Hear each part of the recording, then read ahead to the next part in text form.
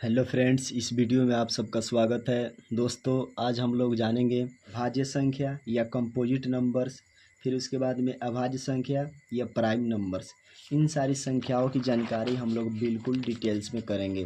तो चलिए, सबसे पहले हम लोग जानते हैं कि भाज्य संख्या किसे कहते हैं या कंपोजिट नंबर किसको कहते हैं। ठीक है, तो चलिए सबसे पहले यहाँ देखते हैं भाज्य संख्या या कंपोजिट नंबर। ठीक है, वैसी संख्या जिसका कम से कम 3 भाजक हो। यहाँ पे थोड़ा ध्यान से देखिएगा, किसी भी संख्या का 3 भाजक हो, कम से कम बोला है 3 भाजक होनी चाहिए, वो हमारा भाज्य संख्या कहलाती है दोस्तों। तो चलिए इसको हम लोग एग्जाम्पल के माध्यम से समझते हैं। ठीक है, यहाँ पे सबसे पहले एग्जाम्पल में देख लेते हैं हम लोग। ठीक है, तो सबसे पहले हम देखते हैं कि क्या एक तो सबसे पहले यहाँ पे जांच करते हैं कि क्या एक हमारा भाज्य संख्या है। तो देखिएगा एक, ठीक है। फिर से उसके बाद में यहाँ पे 2 कर देखेंगे, 2 को देखेंगे क्या भाज्य संख्या है। 3 को देखेंगे, 4 को देखेंगे, 5 को देखेंगे, 6 को देखेंगे, 7 को देखेंगे, 8 को देखेंगे, 9 को देखेंगे। इन सारी संख्याओं को हम जांच करेंगे कि क्या हमारा भाज्य संख्या है। तो सबसे पहले यहाँ पे ध्यान से देखिएगा कि कम से कम 3 भाजक होनी चाहिए। किसी भी संख्या का 3 भाजक हो, यानी कहने का मतलब कि अगर कोई संख्या का 3 भाजक हो, यानी कोई संख्या 3 भाजक से कट जाती है, ठीक है, तो वह हमारा भाज्य संख्या होगी। तो यहाँ पे देखिएगा, अगर एक को हम भाग लगाएं तो सबसे पहले एक एक से कट जाएगी। ठीक है, उसके बाद में एक किसी से भी नहीं कटेगी, यानी कहने का मतलब एक का केवल एक भाजक है, जिसके कारण एक हमारा क्या है दोस्तों, तो ये भाज्य संख्या नहीं है। ठीक है, 2 को देखते हैं, तो 2 को देखते हैं, तो 2 को देखते हैं इसका कितना भाजक है।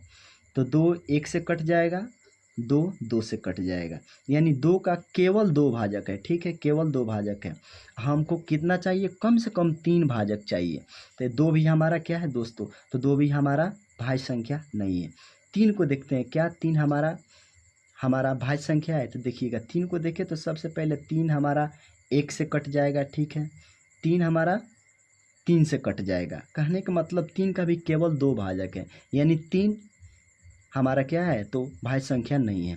4 को देखते हैं, तो 4 के अगर हम बात करें, यहाँ पे लिख देते हैं 4 को देखते हैं कि 4 का कितना भाजक है। 4 1 से कट जाएगा, 4 का 1 भाजक हुआ। 4 2 से कट जाएगा, ठीक है। 4 फिर से उसके बाद में 4 से कट जाएगा।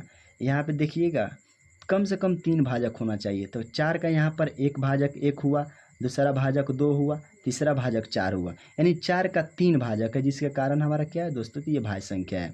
ऐसे ही अगर हम बात करें 5 को देखते हैं, तो 5 क्या हमारा 5 भाज्य संख्या है। तो देखिएगा, तो 5 1 से भी कट जाएगा। फिर उसके बाद में हम बात करें तो 5 5 से कट जाएगा, यानी 5 का केवल 2 भाजक है। तो हमारा 5 क्या है दोस्तों, तो भाज्य संख्या नहीं है।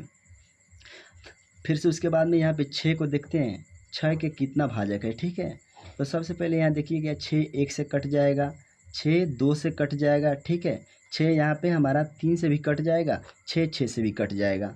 हमको कितना भाजक चाहिए, कम से कम 3 भाजक चाहिए। तो 3 कम से कम बोला है, 3 ज़्यादा से ज़्यादा कितना वो भाजक हो जाए, इस कोई फ़र्क नहीं पड़ता।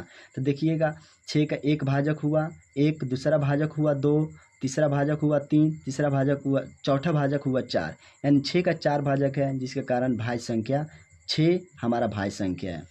उम्मीद करते हैं कि आप सबको समझ में आ गया होगा।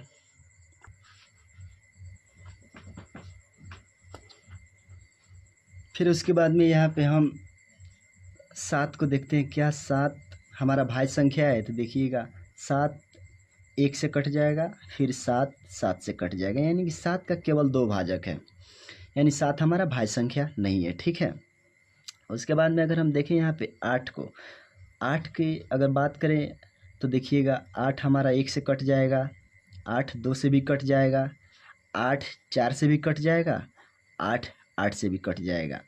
8 की अगर भाजक की हम बात करें टोटल, तो 4 भाजक है।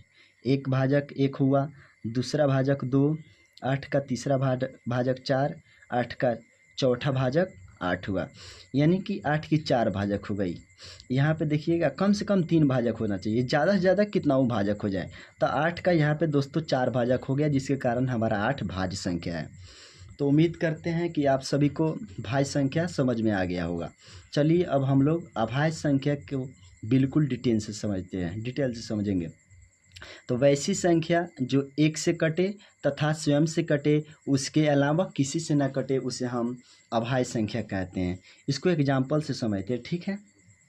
तो सबसे पहले यहाँ पे देखते हैं कि क्या एक हमारा अभाज्य संख्या है। सबसे पहले यहाँ पे ध्यान देने वाला ये बात है कि बोला है कि वैसी संख्या, ठीक है, जो एक से कटे तथा स्वयं से कटे, यानी कोई भी संख्या जो एक से कट जाए और जो संख्या दिया हुआ है उस संख्या से कट जाए तो वो हमारा अभाज्य संख्या होगा। तो देखिएगा, एक की बात करें तो एक केवल एक से कटेगा, जो कि केवल एक से कटा है, स्वयं वाला संख्या से नहीं कटे, क्योंकि एक ही केवल इसका भाजक है। केवल इसका दो भाजक होना चाहिए, केवल दो भाजक हो, ठीक है, केवल दो भाजक हो। वैसी संख्या जिसका केवल दो भाजक हो, ठीक है, वो हमारा क्या होता है दोस्तों, अभाज्य संख्या होता है।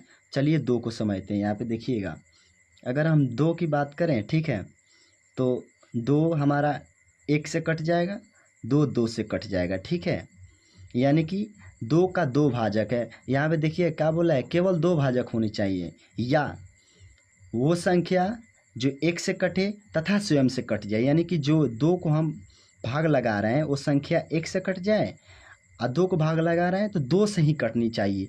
तो एक से कट गया और दो से कट गया, केवल इसका दो भाजक है, जिसके कारण दो हमारा क्या है दोस्तों, तो अभाज्य संख्या है। अगर हम बात करें तीन की, तो तीन देखिएगा क्या भाज्य संख्या है। तो देखिए इसको हम जांच कर लेते हैं। यहाँ पे देखिए, एक हमारा तीन एक से कट जाएगा और दूसर का तीन तीन से कट जाएगा, यानी कि एक केवल एक से कटा और स्वयं की संख्या से तीन कट गया, ठीक है। या हम बात करें तीन की, केवल टोटल दो भाजक है, जिसके कारण तीन हमारा क्या है दोस्तों, तो अभाज्य संख्या है। तो उसके बाद में हमारा अभाज्य संख्या 5 हो जाएगा, फिर उसके बाद में 7 हो जाएगा, फिर उसके बाद में 11 हो जाएगा। यानी वैसी संख्या जिसका केवल दो भाजक हो, या वैसी संख्या जो एक से कटे और स्वयं से कटे। हम यहाँ पे 11 को देख ले, 11 को देख लेते हैं, ठीक है। देखिएगा 11 हमारा एक से कटेगा, फिर से उसके बाद में 11 हमारा 11 से कटेगा, या 11 का टोटल दो भाजक है, जिसके कारण हमारा क्या है दोस्तों, 11 हमारा अभाज्य संख्या है। उम्मीद करते हैं दोस्तों कि आप सभी को अभाज्य संख्या समझ में आ गया होगा।